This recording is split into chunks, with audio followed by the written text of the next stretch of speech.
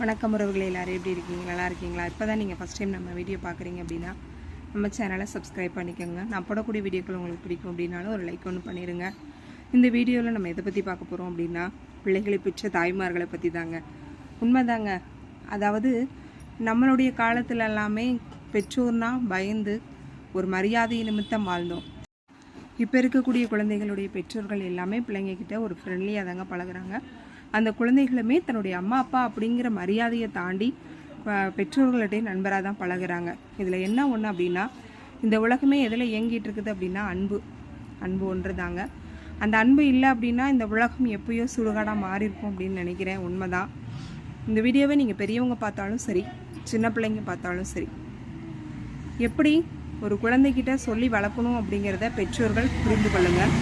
உங்களுடைய குழந்தைகள் ஆண் குழந்தையாக இருந்தாலும் சரி, பெண் குழந்தையாக இருந்தாலும் சரி, அந்த வளரும் பருவத்தில் ஒரு நண்பர்கிட்ட, பெண் நண்பர்கிட்டையோ ஆண் நண்பர்கிட்டையோ பேசும்போது எந்த ஒரு லிமிட், பேசுறதுக்குரிய ஒரு லிமிட் இருக்கு இல்லைங்களா, அந்த லிமிட் எவ்வளவு என்ன அப்படிங்கிறத உங்களுடைய குழந்தைகள்கிட்ட சொல்லி வளருங்க.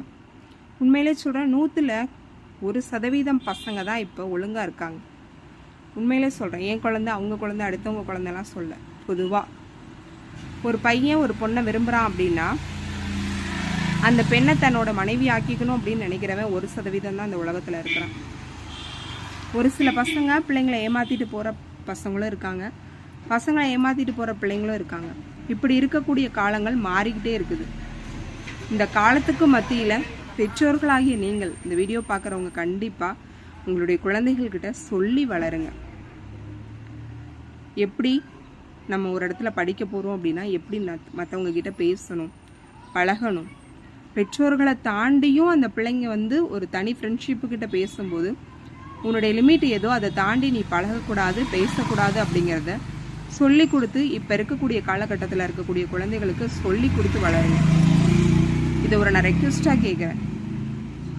ஏன்னா எல்லாம் முடிஞ்சதுக்கப்புறம் ஐயோ என் பிள்ளை இந்த தப்பு பண்ணிட்டானா, அவங்க பொண்ணு இந்த தப்பு பண்ணிட்டாளா அப்படின்னு அடுத்தவங்க கதையை தான் பேசுவோமே தவிர நம்ம வீட்டில் என்ன நடக்குது அப்படிங்கிறத யாருமே பேச மாட்டேங்க, வாய் திறக்க மாட்டேங்கிறாங்க. அடுத்த வீட்டில் ஒரு விஷயம் நடந்துருச்சு அப்படின்னா பக்கத்தில் இருக்கிறவங்களுக்கு அது எவ்வளவு சந்தோஷமாக இருக்கும்னு தெரியல. அதே மாதிரி நம்ம வீட்லேயும் ஒரு குழந்தை இருக்குது அப்படிங்கிறத நினச்சி பார்க்கணும். மறுபடியும் ஒரு விண்ணப்பமாக வைக்கிறேன். உங்கள் வீட்டில் ஆண் குழந்தை இருந்தாலும் சரி, பெண் குழந்தை இருந்தாலும் சரி, குழந்தைகள்கிட்ட சொல்லி கொடுத்து வளருங்க.